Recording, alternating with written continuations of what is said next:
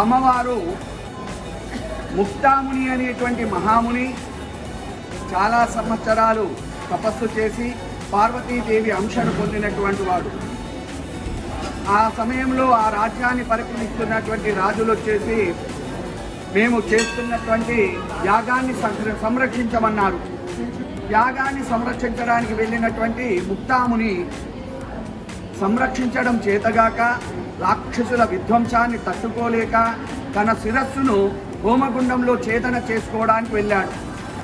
ఎప్పుడైతే హోమగుండంలో ఛేదన చేసుకుంటున్నాడో ఆ క్షణంలో అమ్మవారు హోమగుండం నుంచి బయటకు వచ్చింది. అక్కడ ఉన్నవారంతా కూడా నిమిషంలో వచ్చిన అమ్మవారు నిమిషాంబిక అని పిలిచారు. ఆనాటి నుంచి నిమిషాంబికగా నానుడిగా నడుస్తూ ఉంది. 2006లో వీళ్ళు ఈ దేవాలయాన్ని నిర్మించారు,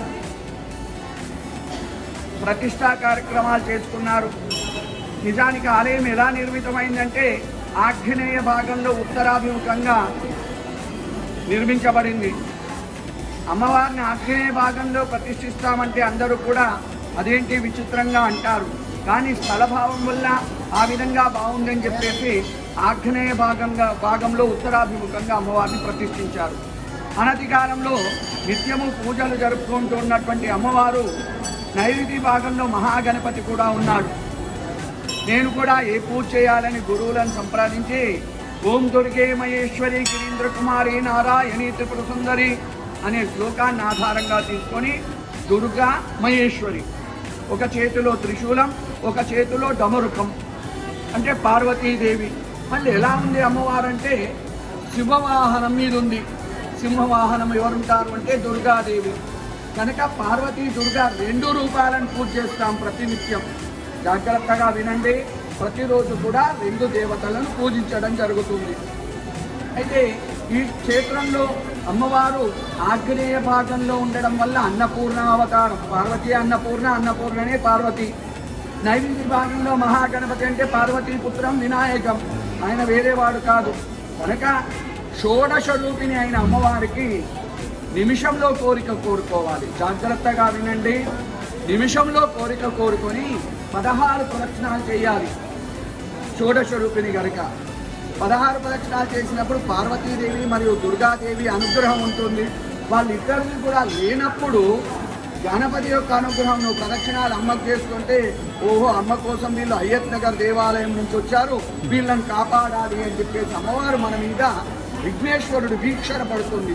అంటే మనకు విఘ్నాలకు అధిపతి ఆయన్నే, మన కష్టాలన్నీ తీసేస్తాడు.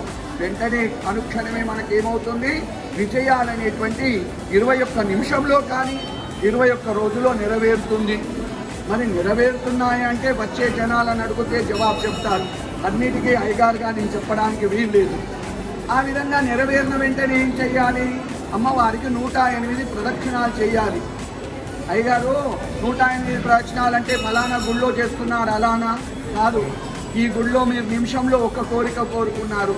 మానవ నానా తప్త హృదయే మానవ, మానవులం ఎలా ఉన్నామయ్యా బాబు అంటే చాలా రకాలైన బాధలతో ఉన్నాం.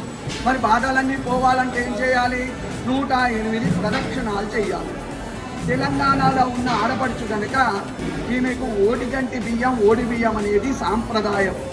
ఈ ఓడి బియ్యం అనేసరికి తెలంగాణ వాసులు సమయం అనేది లేకుండా రాత్రి పగళ్ళు కూడా పోస్తూ ఉన్నారు. ఈ అమ్మవారికి విశేషంగా బోనము తీయం. తర్వాత ఏ అమ్మవార్లకు కూడా నాకు తెలిసిన శాస్త్ర ప్రకారం సూర్యుడు ఉండంగా చేయాలి, ఉదయం భోజనం చేయకముందు పోయాలి, మనము భోజనం చేయకుండా ఉండాలి, అమ్మవారికి నివేదన కాకముందు కావాలి. అది ప్రతీకత. ఆ విధంగా ఉదయమే బియ్యం పోయండి అని అందరికీ చెప్తున్నా. బియ్యం పోయడం కూడా మేము 5గురం పోస్తాం, 11 మందిని పోస్తాం. అమ్మా మీరు బియ్యం పోయట్లేదు, అమ్మా నా కార్యక్రమం అయింది కనుక నీకు ఒడిని నింపుతున్నా అని నింపాలి. దానికి లెక్క లేదు.